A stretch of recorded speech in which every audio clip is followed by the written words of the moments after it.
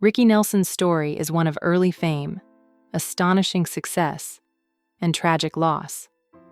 Born Eric Hilliard Nelson on May 8, 1940, in Tenafly, New Jersey, he entered show business as a child.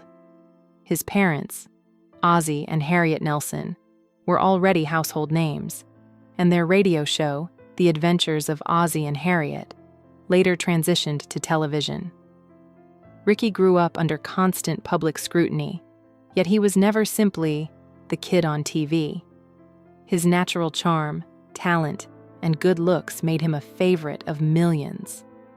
While many child actors struggled to escape their early images, Ricky used his early fame as a launching pad. He became one of the first true crossover stars, simultaneously a television personality and a rock and roll sensation. His life was a vivid illustration of the promise and peril of fame in mid-century America. Childhood in the spotlight. From a very young age, Ricky was raised in front of cameras.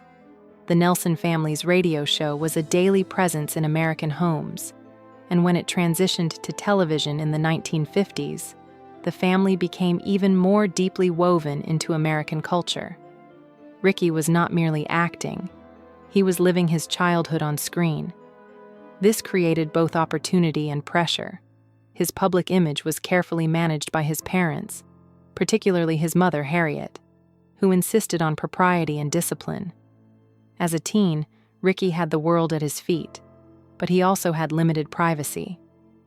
The show's wholesome image shaped public expectations, and many fans struggled to accept that Ricky might grow into something beyond the good boy persona. Still, his talent was undeniable, and his musical ambitions began to outgrow the sitcom. A musical breakthrough. In 1957, Ricky Nelson recorded his first single, I'm Walkin', a cover of Fats Domino's hit. The song exploded in popularity and launched him into the world of rock and roll.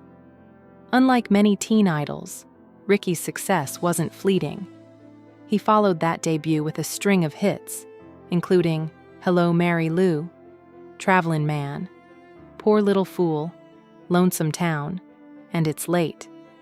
His smooth voice and clean-cut image made rock music acceptable to mainstream audiences, bridging the gap between conservative parents and rebellious youth. By the time he was 21, Ricky had already sold millions of records. His success proved that rock and roll could be more than a passing fad.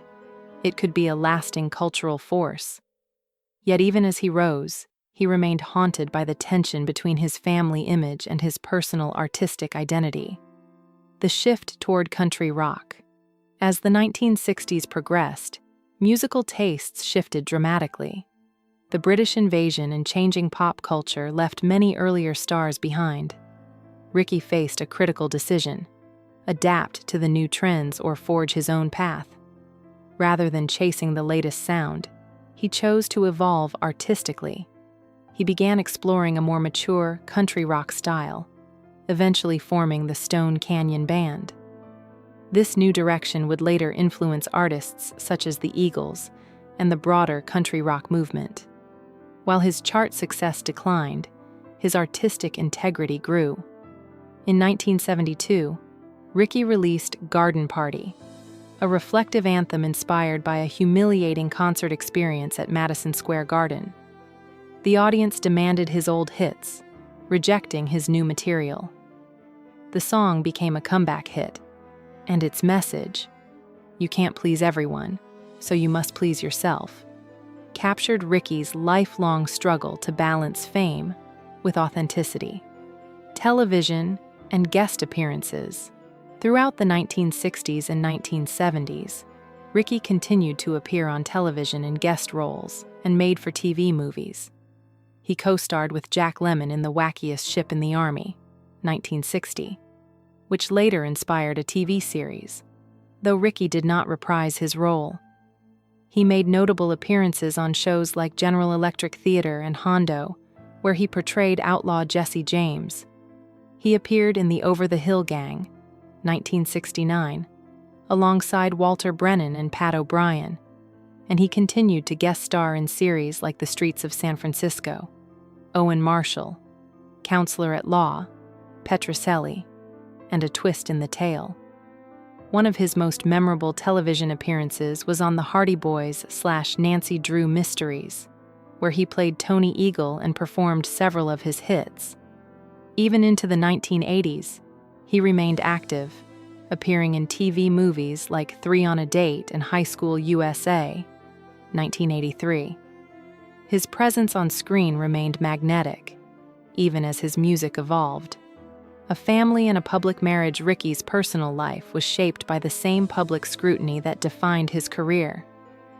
During his teenage years, he dated many young women, but his mother often disapproved, insisting he maintain a respectable image. Eventually, Ricky met Chris Harmon, daughter of football star Tom Harmon and actress Elise Knox. Their families were close friends, and their relationship was viewed as a perfect match. The couple married in April 1963 in a widely publicized ceremony, and they went on to have 4 children: Tracy, twins Gunnar and Matthew, and Sam. Tracy became an actress, and Gunnar and Matthew later formed the band Nelson, which achieved major success in 1990 with Can't Live Without Your Love and Affection. Despite outward appearances of happiness, the marriage was strained by long separations, growing emotional distance, and rumored infidelity. The plane crash. Decades of mystery. For years, the circumstances surrounding Ricky Nelson's death remained clouded in uncertainty. On December 31st, 1985, Ricky and his band were flying to a New Year's Eve concert in Dallas, Texas, aboard a Douglas DC-3. Early reports suggested a mechanical failure, perhaps a heater malfunction or electrical short, caused a fire. The plane crashed near DeKalb, Texas, killing Ricky, his fiancée Helen Blair, and 5 band members. The 2 pilots survived, but the tragedy raised many questions. Rumors of drug use spread quickly, fueled by sensational tabloid speculation. Yet toxicology reports found no drugs or alcohol in Ricky's system. The official NTSB report concluded the fire originated in the cabin, likely due to a heater malfunction, but it could not identify the exact ignition source. For decades, the uncertainty remained, leaving fans desperate for answers. The truth finally revealed. Recent investigative work by aviation historians, forensic analysts, and journalists has finally shed light on what happened. New interviews with mechanics and the surviving pilots, along with previously overlooked maintenance records, revealed a chilling truth. The crash was preventable. The DC-3 had been poorly maintained and operated under unsafe conditions. The cabin heater, located beneath the floorboards, had known issues. It had been repaired in makeshift, non-compliant ways, essentially turning it into a firebomb. When the heater failed mid-flight, it ignited materials in the cabin and produced toxic smoke. The aircraft lacked a fire extinguisher and fire retardant insulation. The pilots escaped through cockpit windows, but the passengers had no chance.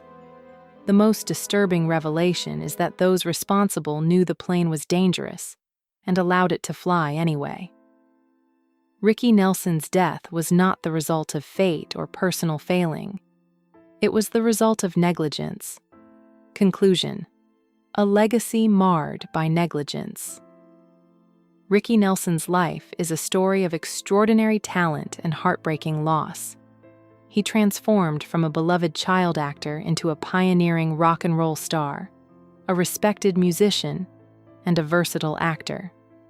He helped bring rock music into mainstream America and later pushed the boundaries of country rock.